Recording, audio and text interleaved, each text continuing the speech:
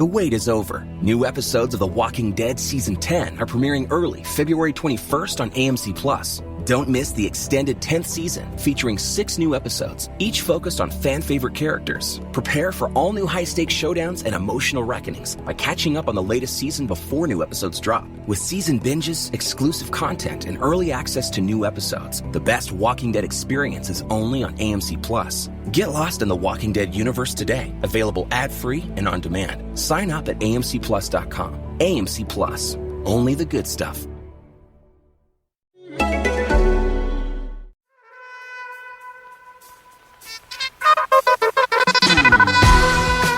Hey, it's Mark Roberts and Davey Dave here on Let's Get Into Entertainment. The business of entertainment. Thank you, Davey Dave. Yep.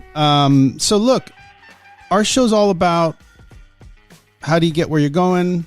How do you stay where you're going? How do you figure out what you're doing? Especially in the business of entertainment, right? There's so many... It's a process. Yeah, there's so many places to go. So I wanted to go somewhere where we haven't been. And today we're going to be talking to Mike Esterman. Mike Esterman handles celebrities. Yeah. He gets them speaking engagements, gets them personal appearances. And I don't know for sure, but I think there's lots of money in that. We'll find out. Yeah.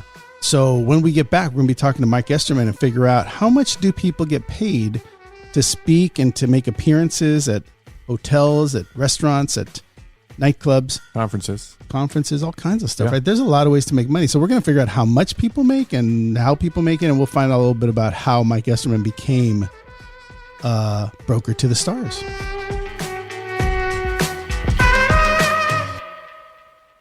All right. So welcome back to Let's Get Into Entertainment. The business of entertainment. You know, this business is complicated. We've got Tootie not here today. Man, it's very complicated. Poor guy. But no, you know what I mean. Yeah, he's got his job to do. There's a reality to when you're trying to be a filmmaker, but you have a second job or you have your first job, right? Which is you gotta make the money so that you can take care of your mortgage, take care of your family. Yeah. And he's got to do that. Mm-hmm. He's got kids. So he's the makeup artist on Access Hollywood. He works with Mario Lopez. And today they're doing their very special Halloween show. Of all days. Their Halloween show. So what happened was we were planning on having him here to do the podcast, but they ran over. So the business of entertainment is that he's got to be there and we've got to do our show because the show must go on, David. Show must go on. But you know, it's funny. We talk a lot on the show about entrepreneurship. We talk a lot about, you know, how people end up being writers or showrunners or actors or, you know, the different places you can end up in show business. Yeah. The one thing we haven't covered, which I'm happy we're going to cover today, is that there is a business sort of beyond the business, which is managing celebrities and getting them speaking engagements, getting them money for appearing at a conference or at a restaurant, or, I mean, there's numerous things, right? Yeah. At sporting events. You see those events pop up all the time. So I always wondered how they did that. I always wondered how much people get paid. And who books them. So today, right now, we're going to call Mike Esterman, who is, you know, one of the leading guys in this area. He books a lot of celebrities. I know he handles Mario Lopez in particular. That's how I know him. Right. But he handles a lot of people. I mean, he's been doing this for years and years and years. Funny thing is, he was this amazing dancer early in his career, like amazing. I'm not kidding. Like if you look him up, you know, remarkable, like Soul Train sort of dancer. I've seen footage. Have you seen footage? Yeah, he's amazing. But that's not who he is today. And it's interesting to see, you know, someone going from a complete dancer that you would think, oh, this guy has a future doing this, to now managing celebrities and their speaking engagements. So let's give Mike a call, find out how he does what he does. This is Mike. Hey, Mike, it's Mark Roberts calling. I'm calling from... Oh, hey. Hey, buddy. I'm calling from Let's Get Into Entertainment, the podcast about entertainment. What do you think about that? Well, it's always good for entertainment, right? Entertainment is supposed to be entertaining. That's what I would say. But has it been entertaining lately? I don't know. No. We're kind of in that lull from entertaining. Yeah, well, I want to hear all about how it's going for you. But you know, Davey Dave and I were talking because Davey Dave also is here on the show with us. And Davey Dave. Hey, what's happening, Double Esterman? D in the house. Yay.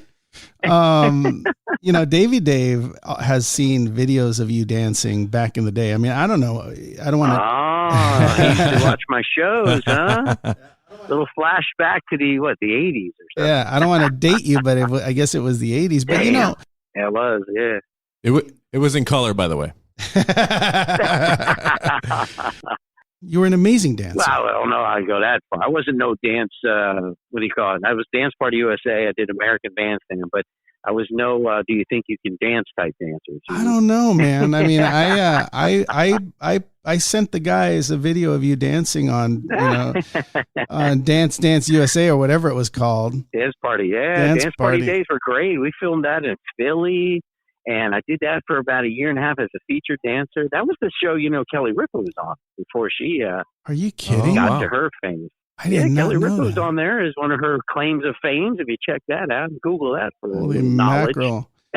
That's amazing. But I when I watched it, look, I know you and I and when I see that I've seen you. Well, I saw that show and I thought to myself, wow, this guy like really had. He had like his stuff down. Yeah. I mean, some moves. Wow, for a white boy, I had some moves, right? Yeah. I mean, for me, it sort of looked, it sort of looked like you had been trained in some. Oh my God, I wasn't that far. I was just doing the normal, I just freestyle. That was it. Freestyle dancing. It's whatever you feel. Your body moves to the beat. There was no certain type of steps that you memorize. Yeah. It was just freestyle. Wow. Freestyle. That was a freestyle flow. It was fun, though. There was a lot of time. And then from there, I did American Bandstand. Yeah. Bandstand with Dick Clark. That was a fun show for about a year or so on that. I don't doubt it. These are all things as a kid you do just for ego. There was no pay. It was all just fun. It was great exercise. Back in the day, I was in shape. Yeah. I was doing spins like Michael Jackson and slides like this is the stuff that I memorized the most. Now, can I do it now? You could moonwalk. I remember you could moonwalk on that show too, right? Yeah, there you go. I can do a good walk. Yeah. No, moonwalk. Yeah, you can moonwalk. You look great though. It was it was very impressive. Looking back at it, I think you were a very, very impressive dancer. Yeah, that's why I did add some of those to my YouTube stuff. I think it's under just Esterman. I don't know, Esterman Entertainment or something, my YouTube channel. Yeah. And I did upload a lot of the dance party stuff, some of the American Bandstand stuff. Some stuff was even just local DC, Maryland, where I'm from. So let me ask you this. So when you were doing these shows, when you got on American Bandstand, was your career path different than what it ended up? Like, what were you thinking you were going to do? I never thought I'd be doing this. Actually, I was always with my father doing my family jewelry business, and I was just growing up in it. I didn't really have a specific role. I wasn't just doing sales or doing repairs. So I was just always around him. So I loved doing the jewelry. I'd polish and clean the jewelry that my father would repair, whether they're soldering and diamond settings and redesigns and stuff. So I would then take it and do the cleaning part, which is the steam clean, and then polish on the wheel and that kind of stuff. And it was always fun. I love to see things just blinging away.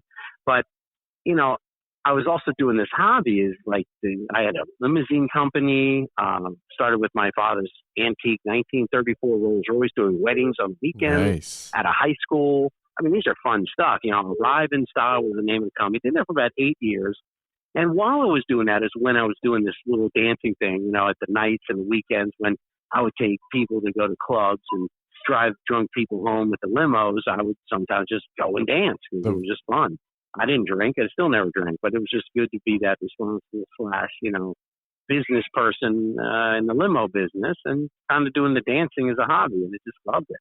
So you were an entrepreneur. Like the first Uber. Yeah, I'm an Aries. So I guess Aries are entrepreneur types and self-employed, paths of our, they seem to keep busy in our minds and creating things. And I was always seemed to do something that, I created a void that people wanted. And that's how I did that. And then I wish I got more embedded with the jewelry business, but my father had passed in the early, I guess it was he was only 62 in 1997. So it was really, it's been a while now, but he was young and I didn't fully have my feet in the business part. So it was kind of sudden, and then didn't get to do the jewelry thing as where I thought my path would have been. Yeah. And were you thinking about entertainment at all while you were dancing? I did, out of that, I did start to do, I can do my own dance shows in the Maryland, D.C. area locally. So I took that same mold, but out of the studio realm and say, let's do live at nightclubs. And the people that were already at the clubs would have been my audience because everybody at that time, wants to be seen on TV as a ham. Everybody has a little, I can do that and want to be, show off type thing as young. And if you're already in the club, then half the battle is there's your audience. Then I just got a couple local TV. I bought some local TV cable time on my channel in my area and a half-hour spot and made my own dance show. It was pretty cool. And I just did that, for a couple of years. Just kind of circled everything. The nightclubs would give me the space because they got the exposure. Kids were on the show. They were already there. Music artists would fly in that needed the exposure. So I worked with all the record companies. I remember when CNC Music Factory, if you remember them, they were number one on the chart. And I remember specifically having them as a guest on my show. Wow. The week it went number one. And I was just like, wow, I got this artist on my show, my little local Maryland, D.C. show. And they're like number one in the country. Wow. Even downtown Julie Brown was doing MTV's show back then. And she was even a guest on one of the shows with Criss Cross. You remember them? The guys who were the backwards bands. And before one of the guys died, I remember, they were one of my guests on there. I got them on my YouTube channel there. They're one of the shows, Criss Cross. That's amazing. These were all like, at that time, they were hot on the charts. Yeah. And you had them on your show. Yeah, I was a little cable show that was just doing things that giving people a great platform from exposure. And it worked out. It was a win-win for everybody. That's kind of how it worked. Did it make me a millionaire? No. It made me, knowledgeable of how TV shows work. The process. As an entrepreneur standpoint. But it was a lot of work, from the shooting and the organizing, everything. And then you got the editing and then the time. And it was an ongoing nonstop. But it was fun being that young and doing it. Then I guess that's how the entertainment world kind of began. But I didn't know I'd become what I do now is as a personal appearance agent for many of the big names that people request. So the names sell themselves. But I basically put the deals together. It's like who wants who to sell what and market what. So it's kind of like that.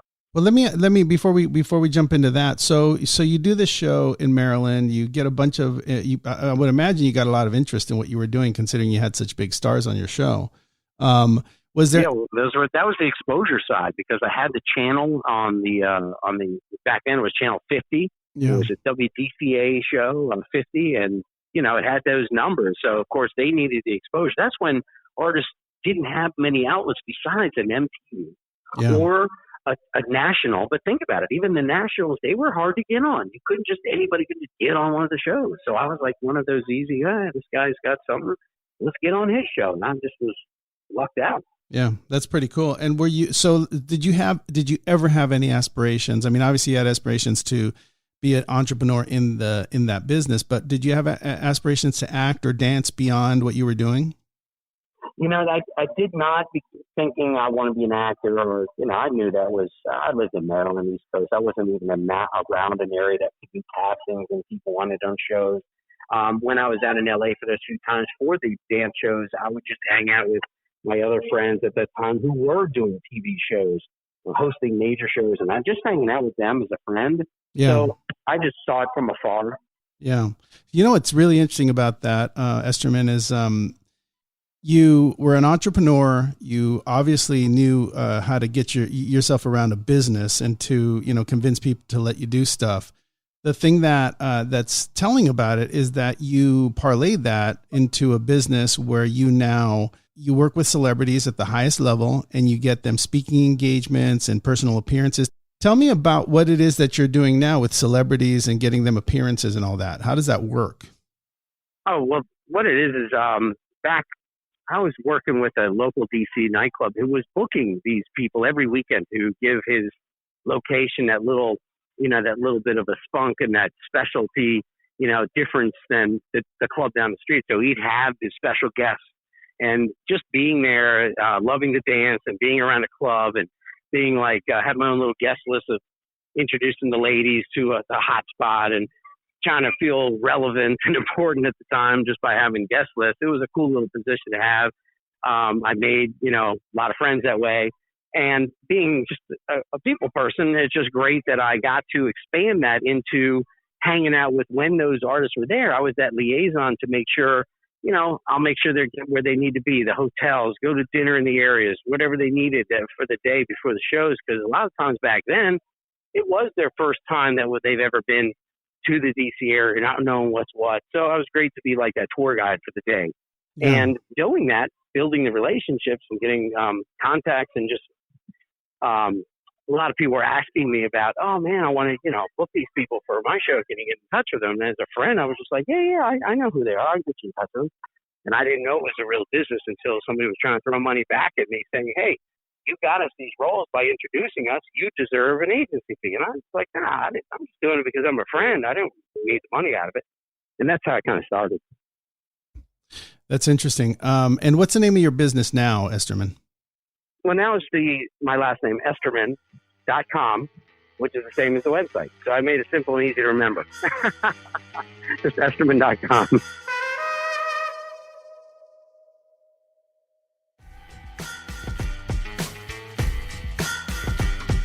And as you started booking people for your friends and celebrities for these engagements, I'm guessing a lot of people started coming to you. They started finding you and saying, "Hey, can you get me this kind of work?" And is it hard? I guess now you're a business, but back then, was it hard to book people for things? Is it easy to do? I was like anybody else in the business. I was a hustler. I would have to call around. I'd call around to different places, clubs, different people who would be interested in possibly bringing a celebrity out. Nightclubs were the big thing right now. Any of the nightclubs. Now, those also price points. You're dealing with inexpensive. So I was dealing with people who were on like MTV's Real World and those kind of reality stars, which were only, $800 to $1,000 to book somebody like that. So we're not talking like the levels we're dealing with now, but back then, an average nightclub would book a $500, $800 to $1,000 club. That was affordable. So that's why they were well sold and they were well received, because they were, people knew them from TV every single day on MTV, and they were affordable. So it's a win-win again. So that was an easy mold to start with. And then building all these nightclubs that I was booking were my buyers over time. So as it grew, the population grew with popularity of different shows, that's when these same clubs would say, oh man, they upped the game. It's like, wow. So instead of just having a Real World, let's get into like a Carmen Electra. Let's get into somebody who's, a little bigger. And, that's kind of how it kind of grew. Right. In terms of what people can make, I know you're talking about $800, $1,000, but, now at this point in the game, after you're now dealing with huge celebrities, what is, without revealing names, what is the most amount of money that a celebrity can get for appearing somewhere? Well, that is depending on the celebrity and depending on what the type of appearance is. I mean, when you say personal appearances, they're going from whether it's corporate speaking, is it a nightclub appearance, is it just signing an autograph at a booth at a show? Some people are doing, the thing is very wide. Yeah. So depending on the celebrity itself too, because there's a lot of celebs that can do a big event, but they're inexpensive because let's say they don't have that they have a name, but they're not on a value that's so hot right now. Right. So again, it's like real estate or like, I'd say it's like pricing travel, airline tickets and car insurance, because there's never one size fits all. Yeah. But the average, there's been, look, you got the Paris Hilton. Remember Paris when she was doing DJ sets or appearances, or Kim Kardashian before when she became who she is. These guys were getting hundreds of thousands of dollars. It was unheard of. Wow. Unheard of. Who could afford that kind of stuff? Only Vegas, only overseas. Only the sheets of whoever, what I mean? Right. So if I was a big celebrity and I was working with you, which phone call would I want to get? That I'm going to a conference or that I'm going to a club? Like which one would you be like, you're going to love this? Like what would be I'll tell you what the thing was. What you'd love is, how much am I going to make? That's when the phone rings, Esterman's calling, this money's calling. That's what it is. It's not about how much. It's what you got is, we know money's calling. That's really what that was. How much it was always going to be with their their general area of what they get. Right. Because I already knew the knowledge of kind of what do these people want. So of course I'm not going to go to them with some stuff that's going to be, what do you call it? They're going to, be embarrassed, or it's going to be like, you're going to bring me back. It's kind of like Right. so low that it's embarrassing. I would be, I knew what the kind of realm was. Right. And it sounds like it sounds like this is a definite business for celebrities. Like this is a big piece of what they make. This isn't their main general thing. I mean, most stars are stars because they're on shows or movies or they're doing stuff on a regular basis. They're not doing Esterman business, but you got a weekend that you're free. That's what we call it, personal business.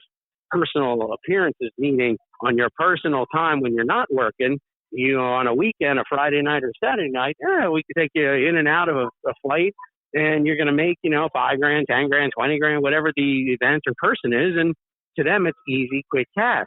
Yeah. Extra. Yeah. I mean, but it's not an everyday thing. Right. But but in a year, in the span of a year, if I was a celebrity and I'm on TV every day and I'm a host of something, I mean, you're talking about, I could pull, now you're talking about, right. I could the numbers game at that point. Yeah. I could pull in $500,000 maybe, right?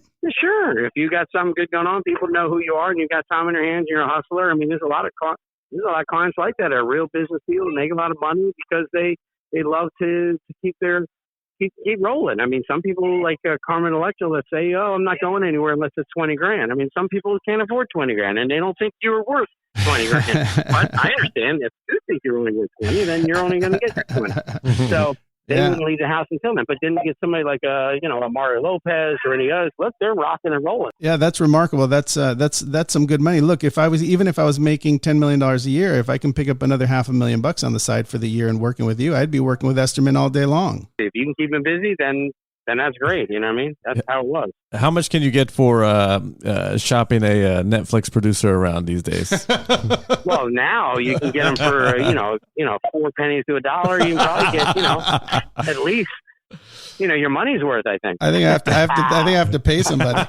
Hey, Esterman, but look, you have how many celebrities would you say just a round number that you handle currently in your business?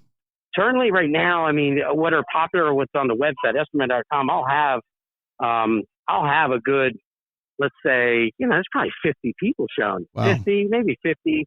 But by the time you go to, the ones that are working, you get a good handful of people that people are still requesting. Don't forget, I'm not the one that gets the people like, oh, you definitely I'm going to guarantee work for. It's really, they make what they make of themselves, meaning the popularity and the, how they perceive themselves on whatever shows they're on. Right. I don't make stars. Like I say, I book them. Right. So they make themselves popular.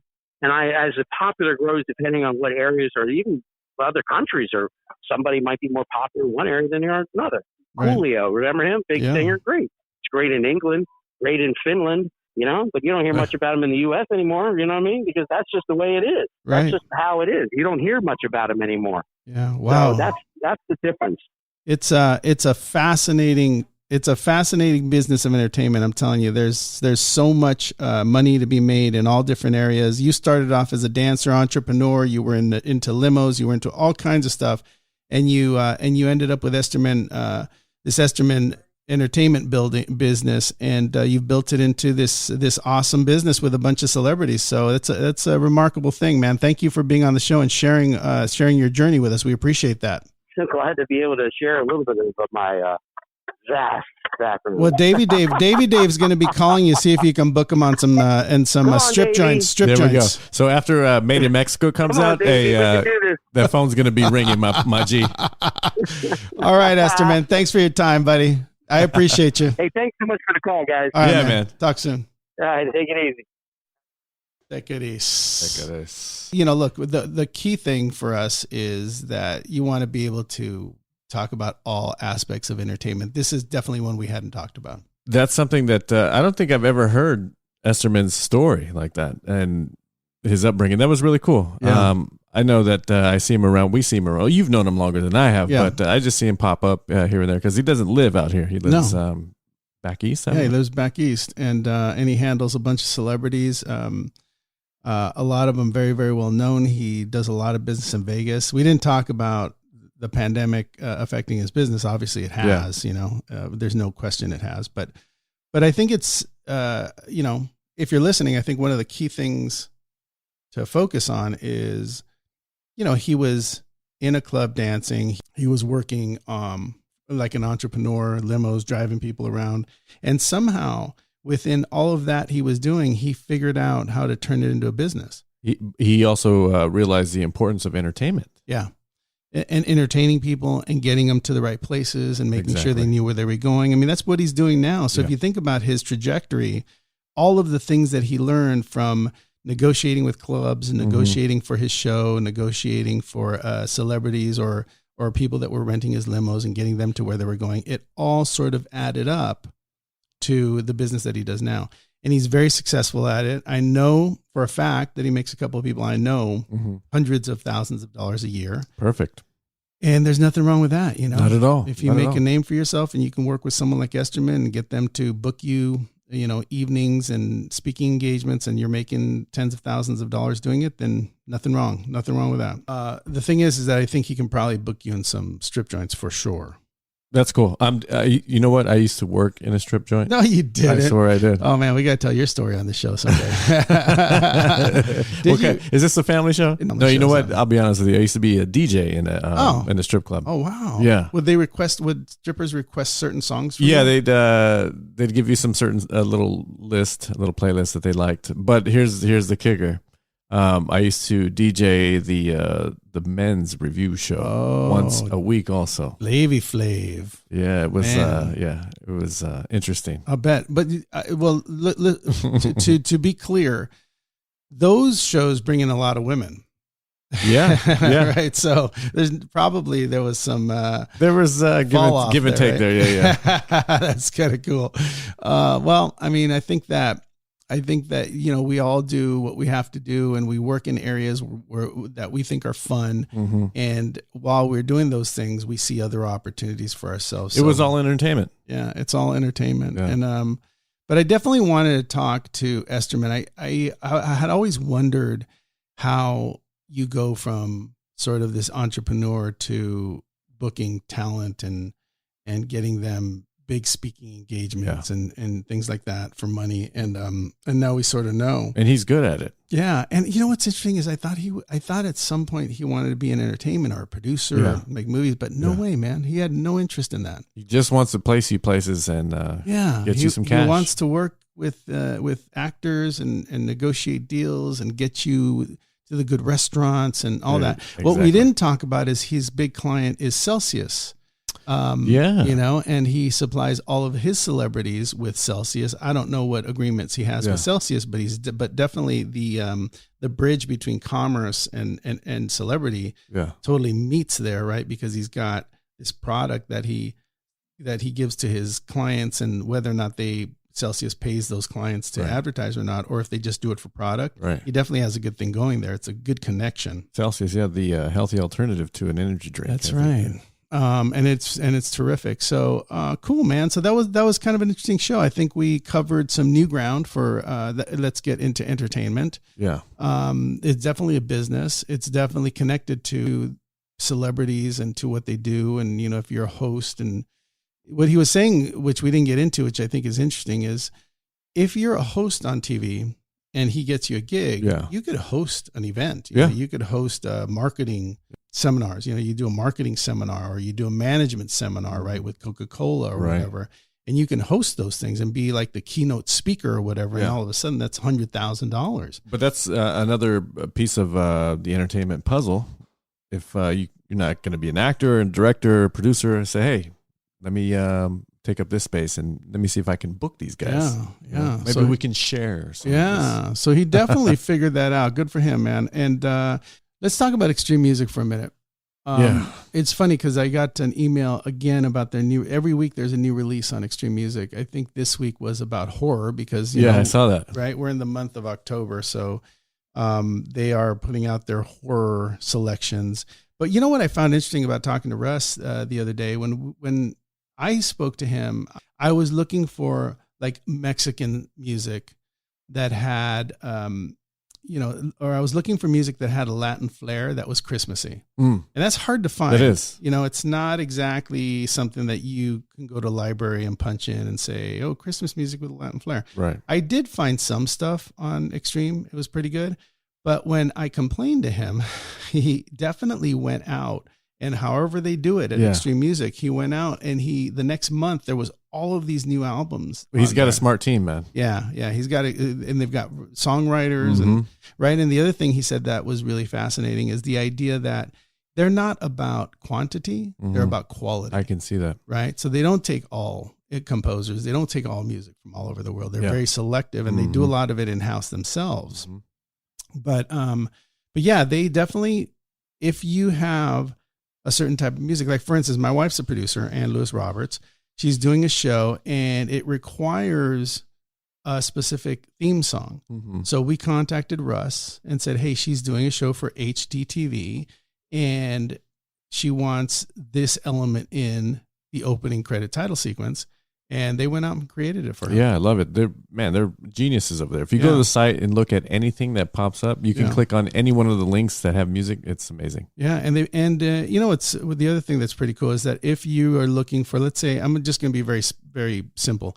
If you're looking for drama or comedy with a slapstick feel, and you go in there and you write drama and all the drama pieces come out, within the songs themselves, they have other genres. So if you want drama and you want thriller, right, to add it to that, you just push the thriller button and it adds thriller and drama together and gives you all of those selections. Yeah. If you want them to be fast or slow or driven or loud, you add those elements to your search and it starts to look for those. So just want to shout out to Russ Emanuel and extrememusic.com and just say, they keep putting it together and making it easy for us producers to find the music we need, right? Keep knocking it out. Thank you, Russ. Yeah, thanks, Russ. Appreciate that. And we're still waiting for the hot sauce. Yeah, that sauce is delicious, man. Delicious. You know what? I never tried it, but I really want it. So send it over, Russ. Anyway, Dave, thank you for being here. Appreciate you always showing up and making it happen. Appreciate you, man. Thank you. And Tootie, take care of your business, and then we'll see you next week. See you next week. All right, buddy. Thanks.